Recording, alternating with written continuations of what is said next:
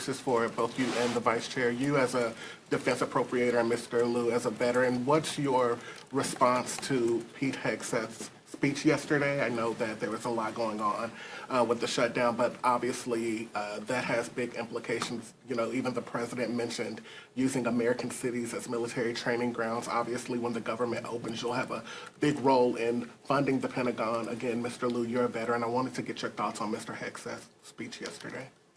I'll keep mine quick because I'm not the one who's worn a uniform to defend the country like the vice chair.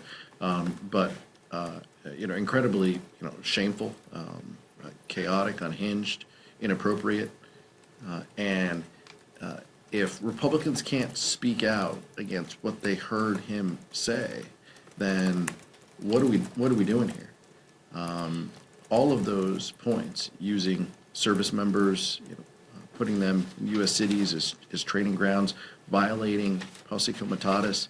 I passed an amendment in appropriations this year that said funds could not be used in violation of posse comitatus. And every Republican, they accepted the agreement. It passed in voice. Chairman Calvert and our Republican colleagues in the full committee of appropriations, passed it. So that's how they feel. They feel this is a non-issue, or they did 2 months ago.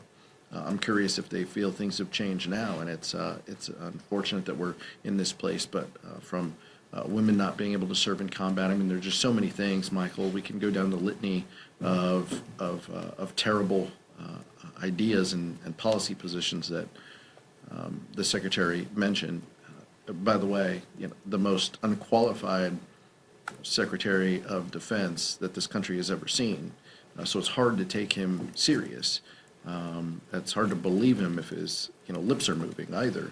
But that's where we are, and it's unfortunate. And I hope that some of our Republican colleagues start speaking against it. But if past is prologue, then they won't. Thank you for your question. We are the most amazing military in the world, and the leadership of our amazing military, we're all gathered together, hundreds and hundreds and hundreds of them. And Donald Trump and Pete Hegseth were expecting rousing applause and standing ovations from our nation's generals, and they were met with silence. It was a silence of the generals. And the generals knew that what Trump was saying was wrong. We do not deploy American forces against Americans in our cities. Our military is not to be used for domestic law enforcement. It is not trained to do that. And our generals simply sat there silently.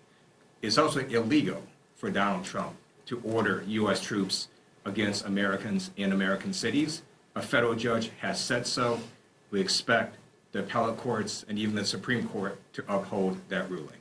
Thank you. Representative Liu? Our expectation is that generals and members of the service follow the Constitution and the Uniform Code of Military Conduct. Those are their guiding principles, and it's our expectation. I don't want any of those individuals to resign or retire. I want them to hold strong to the Constitution and the oath that they've taken.